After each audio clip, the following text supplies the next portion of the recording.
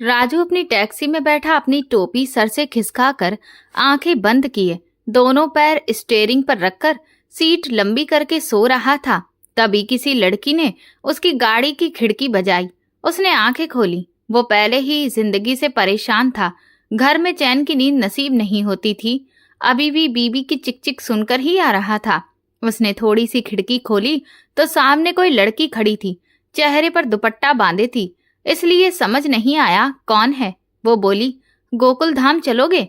राजू ने कहा, हाँ जी, क्यों नहीं। वो बोली, लेकिन वहां थोड़ी देर रुकना पड़ेगा, बस 2 घंटे का काम है, फिर यही छोड़ देना। राजू ने कहा, यहाँ से गोकुल धाम तक के 800 लगेंगे, वहां 2 घंटे रुकने का 500 लगेगा और वापस छोड़ने का भी 800, ऐसे में 2100 बनते हैं। लेकिन तुम 2000 दे देना। लड़की बोली, ठीक है भाई, लेकिन जल्दी करो। सुबह से ये उसकी दूसरी सवारी थी। हालात की तंगी, ऊपर से लड़ाकू बीवी ने जिंदगी नरक बना दी थी। राजू ने टैक्सी स्टार्ट की और गोकुल धाम की तरफ चल दिया। कुछ देर बाद लड़की का मोबाइल बजा। उसने फोन उठाकर कहा, क्या है सेठ, अपने जज्बात पर काबू नहीं रख सकते? कहा था पहुंच रही हूँ, बार बार फोन करके दिमाग खराब मत करो। ये कहकर उसने फोन काट दिया।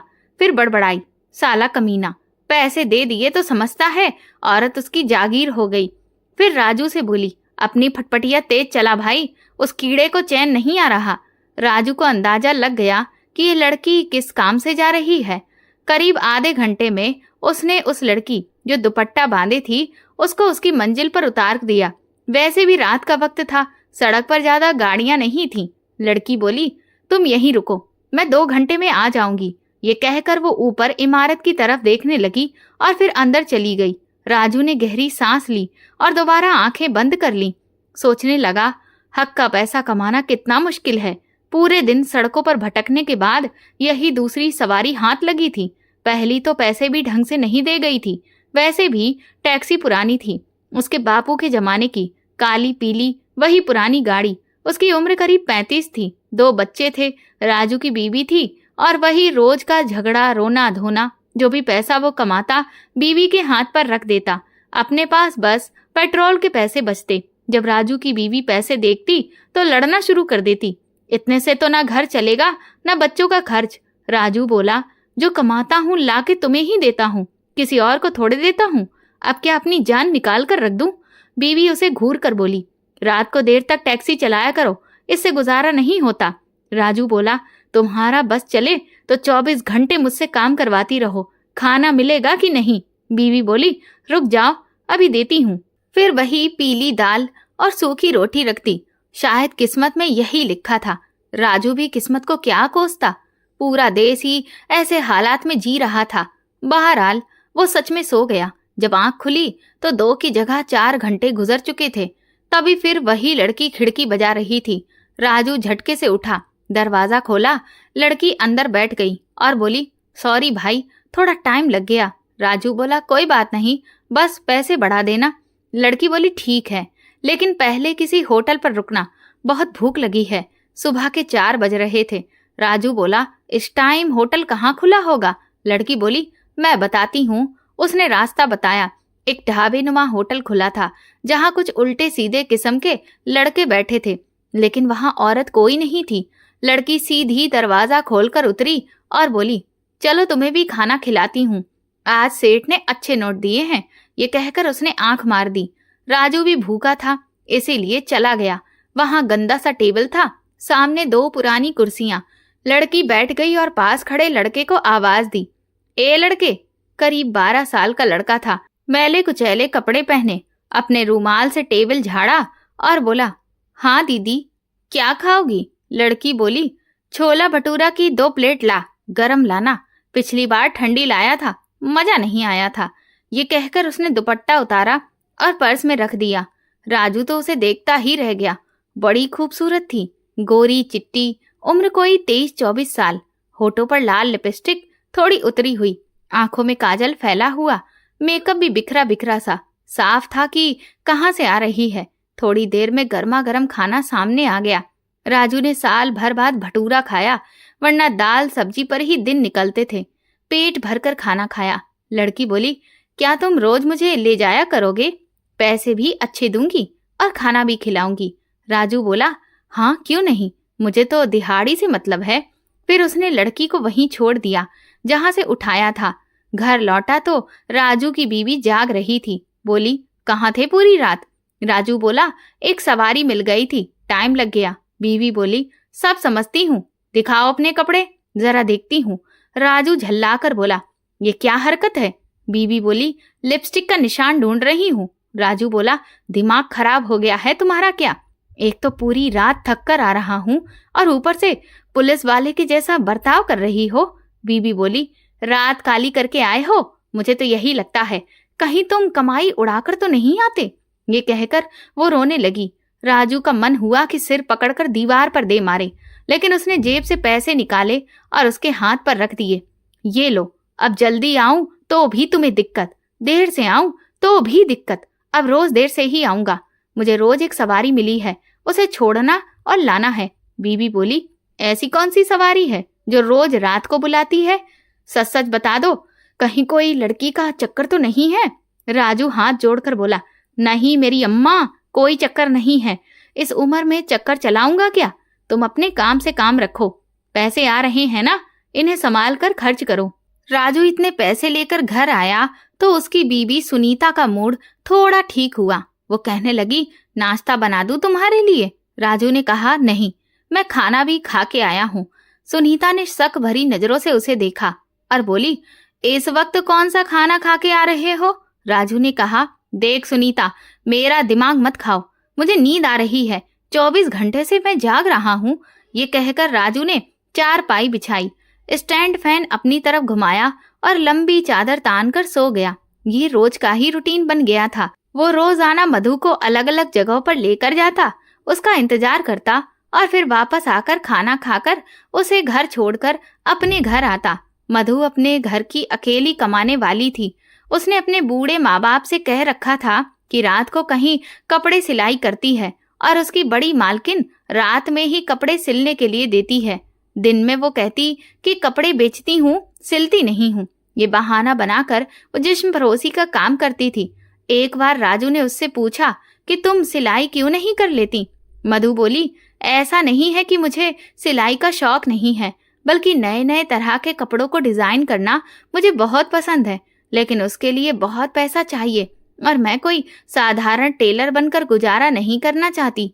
मेरा सपना है कि मेरी खुद की एक बहुत बड़ी बुटीक की दुकान हो, जिसमें एक से एक बढ़िया मेरे डिजाइन किया हुआ कपड़ा टंगा हो, जो महंगे महंगे दामों पर बिके।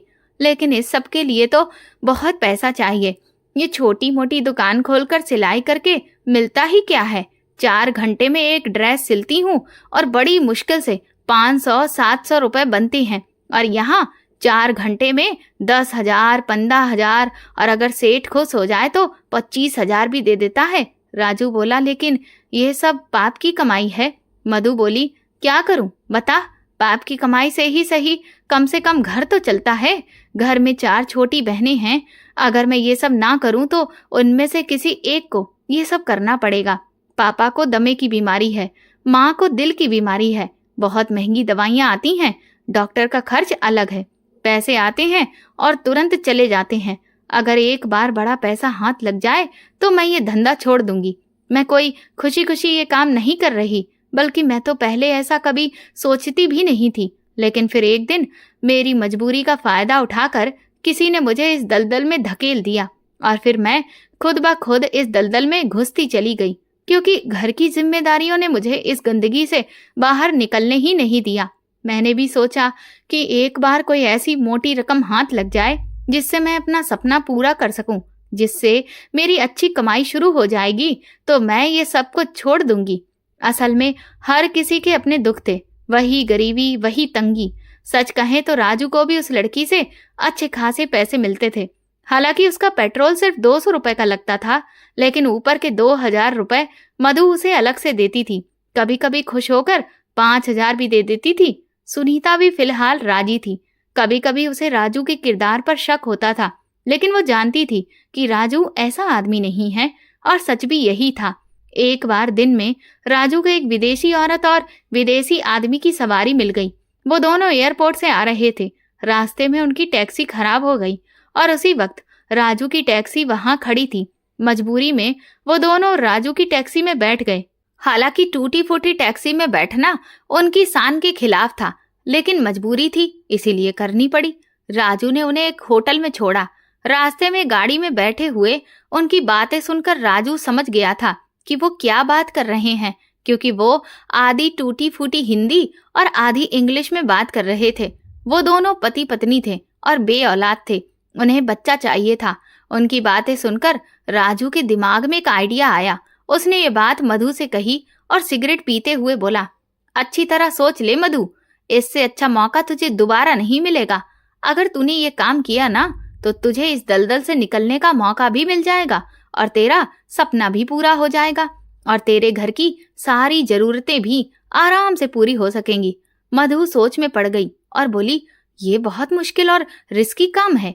ये ऐसा काम है जिसे मैं किसी से छुपा भी नहीं सकती। तू जानता है, अगर पापा की बीमारी का मामला ना होता तो शायद मैं ये काम भी करती ही नहीं। राजू बोला, देख, सिर्फ कुछ महीनों की बात है। वो लोग मुंह मांगी रकम देने को तैयार हैं और ऐसा मौका बार बार नहीं मिलता।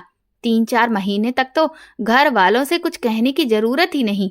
उसके बाद तुम कह देना कि तुम्हारी नौकरी दूसरे शहर में लग गई है, बाकी के महीने मैं संभाल लूंगा। मधु ने दोनों हाथों से अपना सिर पकड़ लिया। फिर राजू को देखकर बोली, लेकिन तुम मुझे कहाँ रखोगे और किस हैसियत से? राजू बोला, किसी भी हैसियत से नहीं, कोई ना कोई बहाना बना दूंगा। तुम फिक्र मत करो, बस ये सुनहरा मौका हाथ से मत जाने दो। मधु बोली, बाकी सब तो ठीक है, लेकिन ये लोग विदेशी हैं, इसीलिए दिल नहीं मान रहा। राजू बोला, लोग विदेशी हों या अपने, फर्क क्या पड़ता है? सोच ले अच्छे से। यहाँ पैसे डॉलर में मिलेंगे, तेरे दिन बदल जाएंगे और तेरे साथ मेरे भी। मैं 25% लूंगा और फिर तेरा कौन सा कोई साफ सुथरा रिकॉर्ड है? तेरे सारे राज मुझे पता है। मधु बोली, वो सब अलग बात है, ये अलग बात है। ये बड़ा रिस्की और मुश्किल काम है। राजू बोला, देख, एक रात के लिए तुझे 20 से 25,000 22,000 रुपए को इससे कोई ज्यादा नहीं देगा और ये लोग तुझे डॉलर में तोल देंगे। जानती है ना इस वक्त डॉलर की कीमत कितनी बढ़ गई है? वहां का 1 रुपया यहाँ के 88 रुपए से भी ऊपर है। राजू की बात सुनकर मधु सोच में पड़ गई और आखिरकार राजी हो गई। अगले ही दिन राजू उसी होटल में गया जहां वो विदेशी औरत और विदेशी आदमी ठहरे हुए थे। उनके कमरे के सामने जाकर उसका दिल जोर जोर से धड़कने लगा। उसने दरवाजे पर दस्तक दी। दरवाजा विदेशी औरत ने खोला। उसने राजू को पहचान लिया और पूछा, क्या काम है? राजू बोला, मुझे आप दोनों से बात करनी है। आपकी प्रॉब्लम का सॉल्यूशन मेरे पास है। विदेशी औरत ने अपने पति को बुलाया। दोनों ने हैरानी से राजू को देखा और फिर कमरे में आने दिया। राजू ने कहा, मैं एक ऐसी लड़की को जानता हूँ जो आपका बच्चा पैदा कर सकती है। बदले में आपको बस पैसे देने होंगे। ये सुनकर विदेशी औरत और विदेशी आदमी बहुत खुश हुए और बोले, हमें उस लड़की से मिलवा दो, हम मुंह मांगी कीमत देंगे। ये सुनकर राजू की आंखें चमक उठी। मधु के साथ साथ उसकी भी सारी दिक्कतें हल हो सकती थीं। अगले दिन राजू मधु को लेकर उसी होटल में पहुंचा। वहां विदेशी औरत और विदेशी आदमी ने सारी बातें मधु को समझाई। मधु को इस काम में कोई दिक्कत नजर नहीं आई, बल्कि ये काम तो अब उसे आसान लगा। बस एक बच्चा ही तो पैदा करना था, और वो भी बिना उस विदेशी आदमी के साथ किसी रिश्ते के। असल में वो लोग सरोगेसी करवाना चाहते थे। विदेशी औरत बच्चा चाहती थी, लेकिन गर्भधारण की तकलीफ नहीं झेलना चाहती थी। इसीलिए उन्हें एक ऐसी लड़की चाहिए थी जो उनका बच्चा पैदा करे। इस काम के लिए मधु राजी हो गई। विदेशी औरत ने कहा कि वो इस काम के लिए मधु को $2 लाख देगी। ये सुनकर मधु और राजू दोनों की आंखें फटी की फटी रह गईं। $2 लाख बहुत बड़ी रकम थी। 25% भी अगर राजू को मिलते तो उसकी तो पूरी जिंदगी ही बदल जाती और सारी समस्याएं अपने आप ही खत्म हो जाती। मधु से पहले तो राजू ने ही हामी भर दी, हमें मंजूर है। मधु ने भी हामी भर दी। उन दोनों ने मधु को 5 लाख रुपए एडवांस दिए और कहा बाकी पैसे बच्चा पैदा होने के बाद मिलेंगे। वे लोग हॉस्पिटल का पता देकर चले गए और राजू और मधु आपस में पैसे बांटने लगे। मधु कहने लगी, अगर मुझे ये सारे पैसे मिल जाएंगे तो मैं ये गंदगी से भरी जिंदगी को छोड़ दूंगी। राजू कहने लगा, देख लिया, मैंने कहा था ना, ये ज्यादा मुश्किल काम नहीं है। वो कहने लगी, मुझे तो ये समझ नहीं आ रहा, ऐसा कैसे हो सकता है? बिना किसी मर्द के साथ किसी रिश्ते के मैं उसके बच्चे की माँ कैसे बन सकती हूँ? राजू कहने लगा, साइंस ने बड़ी तरक्की कर ली है, बड़ा कुछ होने लगा है। मधु कहने लगी, बहरहाल जो भी है, मैं इस काम के लिए राजी हूँ, लेकिन देखो तुम मेरा आखिर तक साथ दोगे। राजू कहने लगा, क्यों नहीं, मैं तुम्हारा साथ जरूर दूंगा। मधु कहने लगी, अगर ऐसे 2-4 ग्राहक और मिल जाएं तो हमारे तो वारे न्यारे हो जाएंगे। बहरहाल दोनों बड़े खुश थे। अगले ही रोज राजू मधु को हॉस्पिटल लेकर गया। बस एक छोटा सा ऑपरेशन टाइप किया गया। मधु को बहुत डर लग रहा था। पहली बार ऐसा हुआ था कि उसने राजू का हाथ पकड़ा था। वो झटका खाकर रह गया था, क्योंकि वो बहुत खूबसूरत लड़की थी। लेकिन आज तक कभी राजू ने अपनी बीवी के अलावा किसी लड़की को छुआ नहीं था, टच नहीं किया था, और वो उसका हाथ पकड़े बैठी थी। वो कहने लगी, राजू मुझे डर लग रहा है। वो कहने लगा, डर क्यों लग रहा है? देखो कुछ भी नहीं होगा, वैसे भी डॉक्टर रीना ऐसा काम बेहोश करके करती हैं। वो कहने लगी, फिर भी डर लग रहा है। राजू कहने लगा, उस काम से तो ये काम ज्यादा अच्छा है जो तुम्हें मजबूरन करना पड़ता है। मधु ने एक गहरी सांस ली। जब उसकी बारी आई तो वो राजू को ही देख रही थी। कहने लगी, मैं मर तो नहीं जाऊंगी ना? राजू कहने लगा, नहीं, मेरी बीवी ने 2 बच्चे पैदा किए हैं, हट्टी कट्टी है, पूरी सांड बन चुकी है। जब वो नहीं मरी तो तुम्हें क्या होगा? कुछ नहीं होगा। बहरहाल मधु जा चुकी थी। चंद घंटों का प्रोसेस था जो हो चुका था, लेकिन 9 महीने एक लंबा अरसा था। राजू ने कहा कि अब तुम घर में आराम से बैठो, देखो उनके बच्चे को कोई नुकसान नहीं होना चाहिए, वरना हमारे हाथ कुछ नहीं आने वाला। मधु कहने लगी, लेकिन मैं क्या बहाना बनाऊंगी? अपनी माँ और पापा, उनसे क्या कहूंगी? वो कहने लगा, कह देना कि तुम्हारी मालकिन विदेश चली गई है, लेकिन तुम्हें पैसा बराबर भेजती रहेगी, बस सीधी बात है। मधु अपने घर में ही रहने लगी थी। 2-3 महीने गुजर चुके थे, लेकिन उसका वजूद अब कुछ बढ़ने लगा था। इसीलिए उसने राजू से कहा कि कुछ भी करो, मुझे यहाँ से लेकर जाओ। राजू ने अपने दोस्त से एक कमरा किराए पर लिया जो शहर से कुछ दूर था, और कमरा भी छत पर था। वहीं मधु को वहां ले आया। मधु ने अपने घर पर यही बहाना बनाया कि उसकी मालकिन उसे दूसरे शहर बुला रही है, 5-6 महीने उसे वहां काम करना पड़ेगा, उसके बाद वो वापस आ जाएगी। उसके घर वालों की भी मजबूरी थी, उन्होंने इस बात की इजाजत दे दी। जब पैसे खत्म हो गए तो राजू ने ही जॉन को फोन किया था कि पैसे खत्म हो गए हैं और डॉक्टर के इलाज के लिए उसे पैसों की जरूरत है। वो दोनों मियाँ बीवी वापस जा चुके थे। वो कह रहे थे कि वो कांटेक्ट में रहेंगे। जॉन ने राजू के अकाउंट में 5 लाख की रकम और डलवा दी, लेकिन वो पैसे दोनों ने खर्च नहीं किए थे। उन पैसों से राजू फल फ्रूट मेवा, अच्छी से अच्छी खुराक लाकर मधु को देता था, ताकि वो अच्छा खाए और उनका बच्चा भी सेहतमंद पैदा करे। लेकिन जैसे जैसे वक्त गुजर रहा था, मधु को डर लगने लगा था। एक बार रात को वो राजू से कहने लगी, तुम यहाँ सो जाओगे मेरे साथ? ये सुनकर वो पूरा का पूरा उछल के रह गया। वो कहने लगा, देखो लड़की, बाकी सब तो ठीक है, लेकिन ये वाला काम मैं नहीं कर सकता। मैं गुनाह की जिंदगी नहीं गुजारता।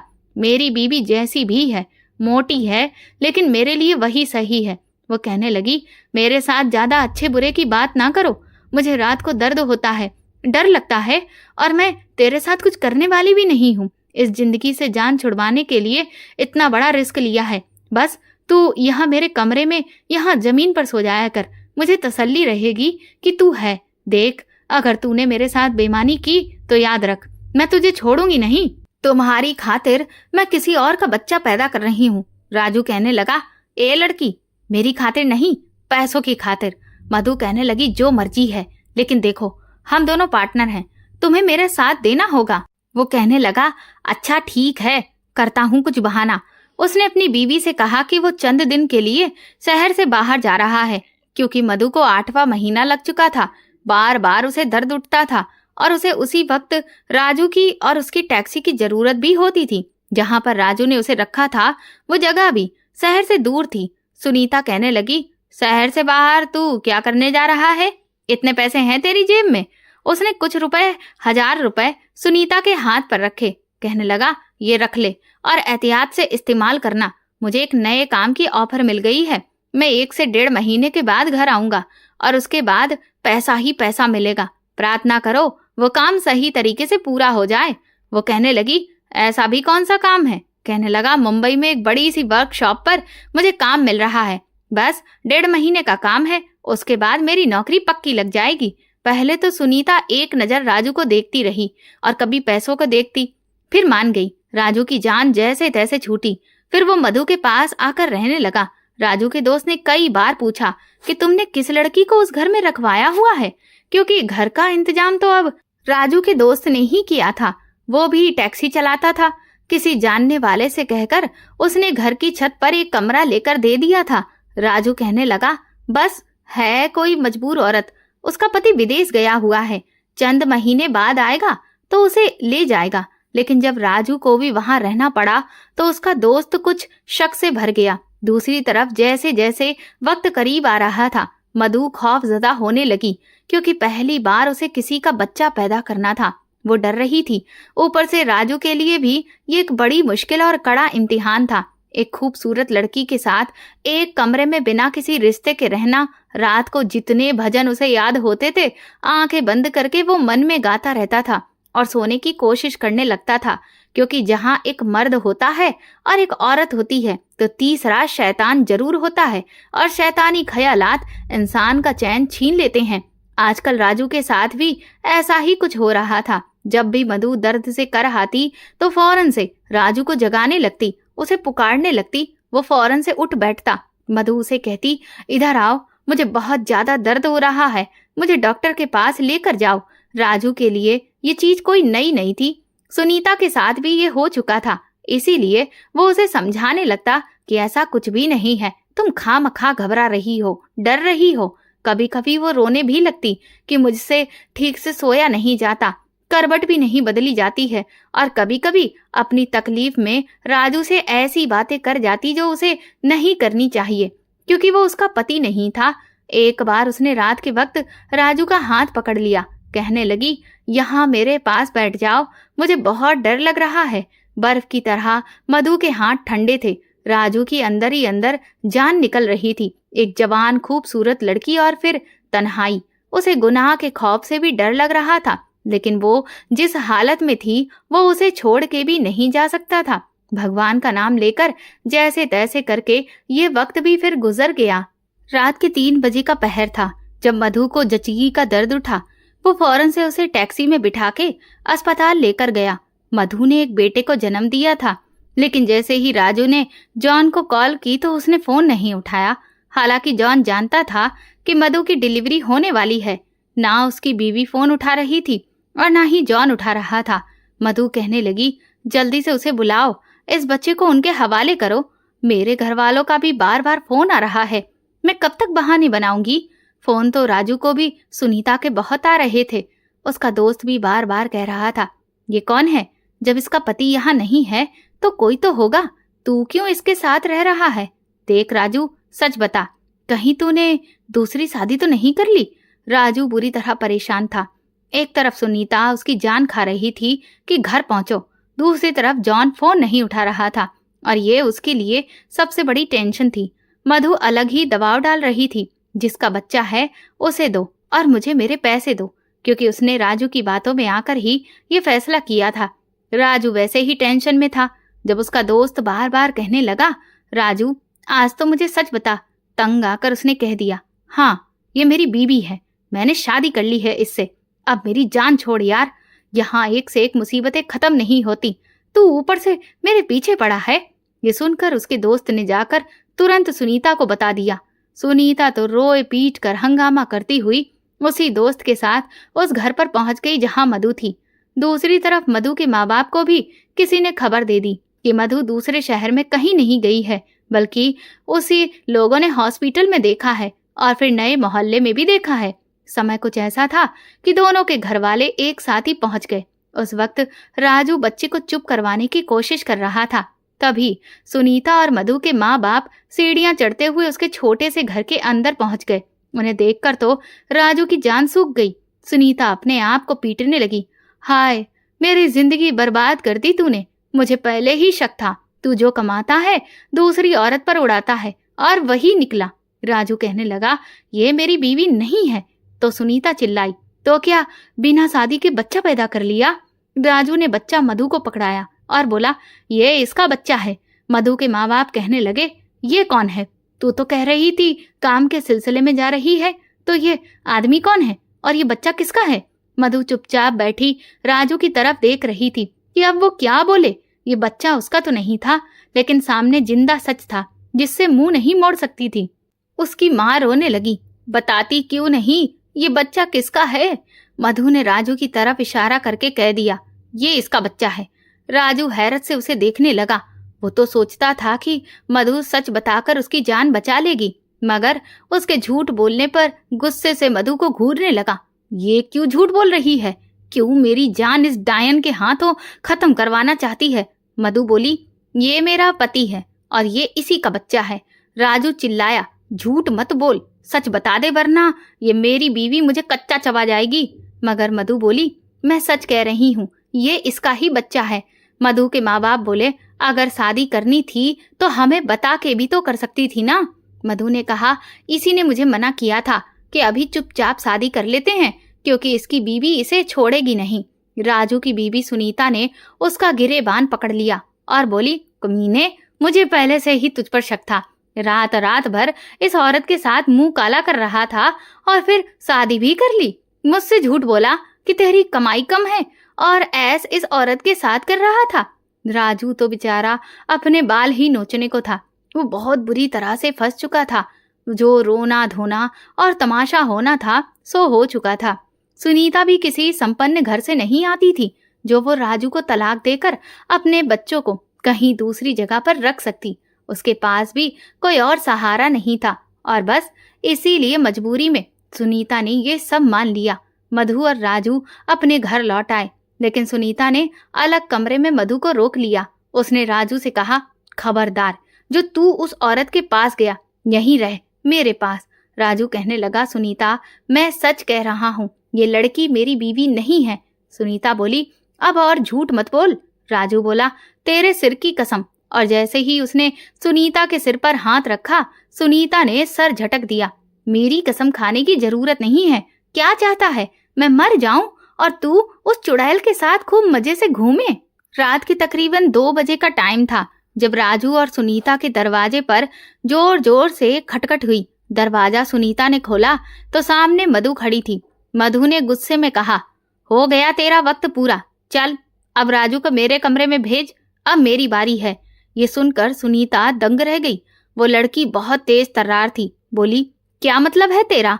मधु ने कहा, आधी रात ये तेरे साथ सोएगा और आधी रात मेरे साथ। अब तू इसे अच्छे से भेजेगी या फिर मैं खींचू तेरी चोटी? शोर सुनकर राजू की भी आंख खुल गई। वो उठकर दरवाजे तक आया तो दोनों में झगड़ा चल रहा था। राजू बोला, क्या तमाशा बना रखा है?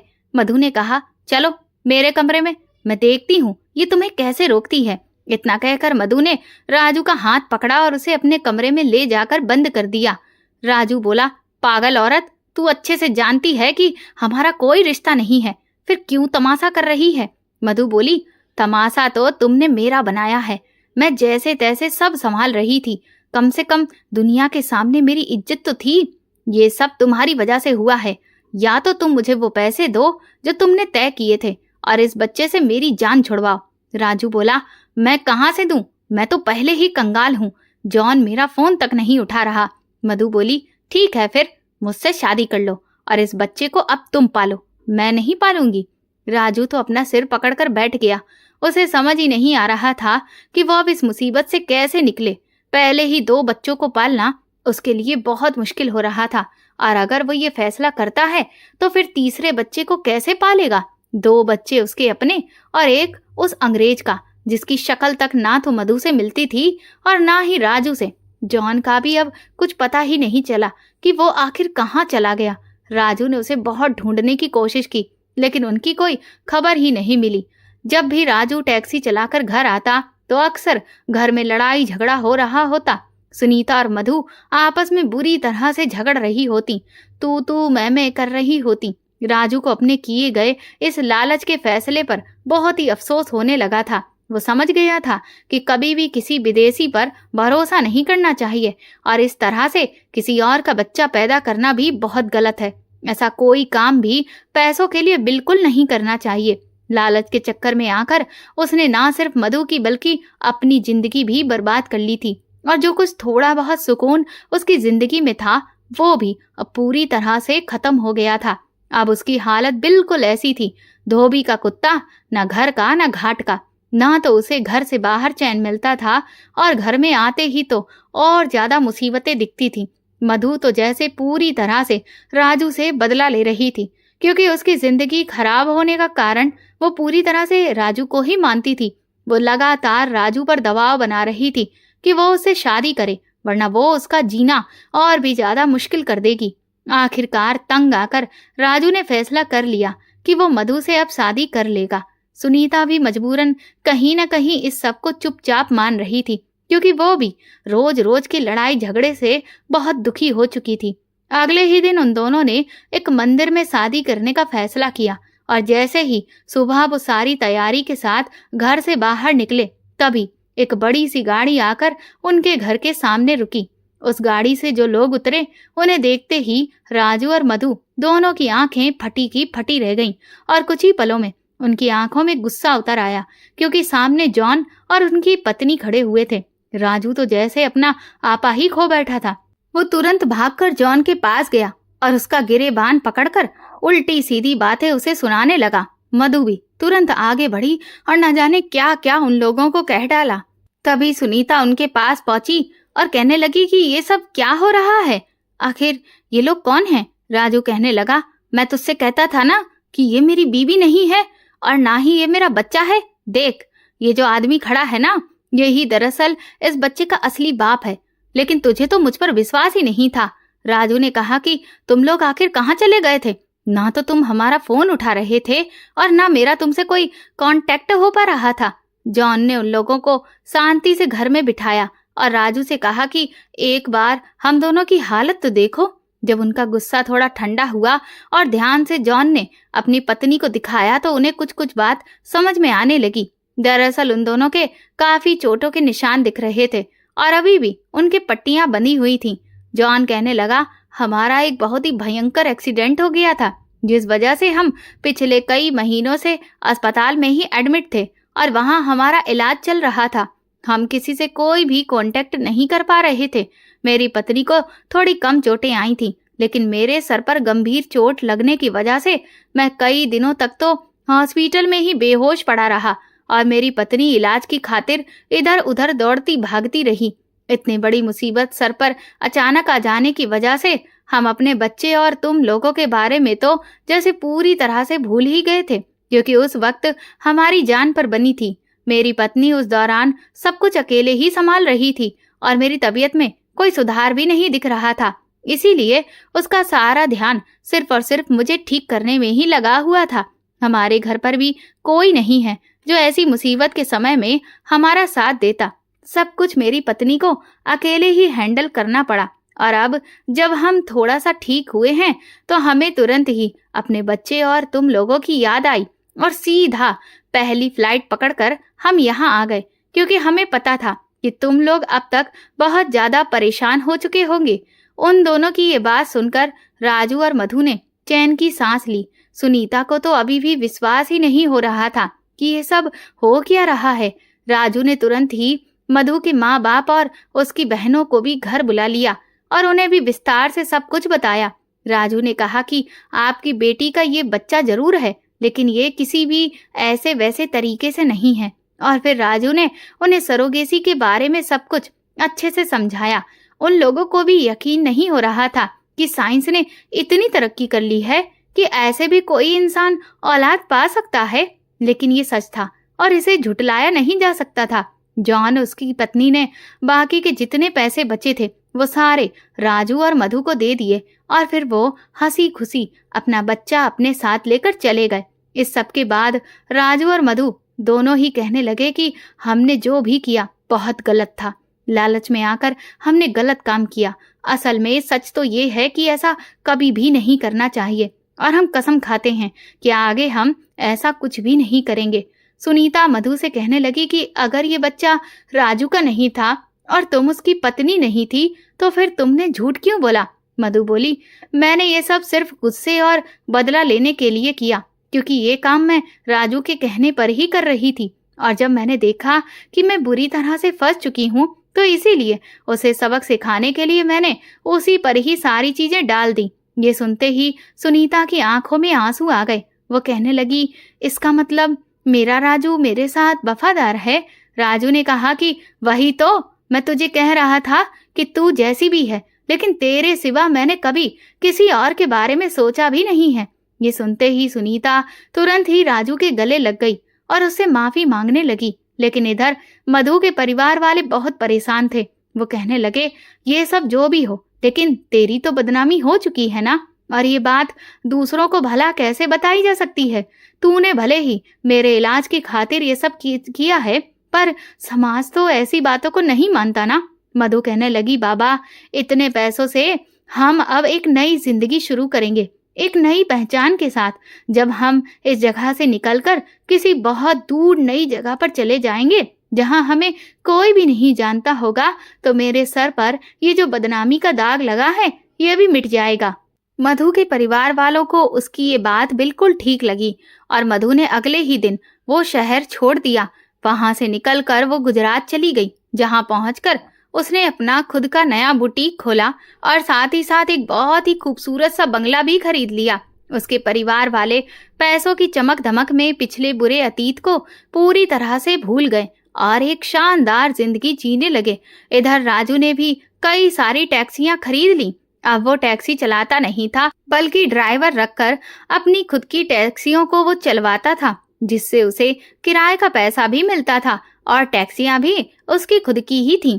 इसके साथ ही उसने कुछ छोटे मोटे कारोबार का काम भी डाल दिया, जिससे उसे और भी ज्यादा अच्छी कमाई होने लगी। उसने भी फिर एक खूबसूरत सा फ्लैट खरीद लिया और बाकी के बचे हुए पैसे अपने बच्चों के नाम पर फिक्स कर दिए, ताकि उनकी पढ़ाई और शादी ब्याह का खर्च अच्छे से निपट जाए।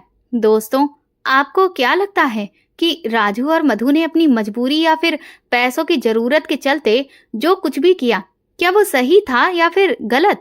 दोस्तों, ये कहानी पूरी तरह से काल्पनिक है। इसमें जो सरोगेसी और पैसों से जुड़ी बातें दिखाई गई हैं, वो सिर्फ मनोरंजन और जागरूकता के लिए हैं। इसे असल जीवन की सलाह या फिर उदाहरण मत समझिए। ये पूरी कहानी काल्पनिक है। इसका किसी भी व्यक्ति, स्थान या फिर वास्तविक घटना से कोई संबंध नहीं है। इसका उद्देश्य केवल मनोरंजन, शिक्षा और सस्पेंस आधारित कहानी को प्रस्तुत करना है।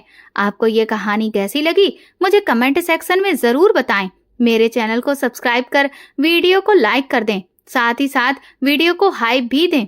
और ऐसी ही और भी रोमांचक कहानियों को सुनने के लिए प्लीज मेरे चैनल के साथ बने रहें। धन्यवाद।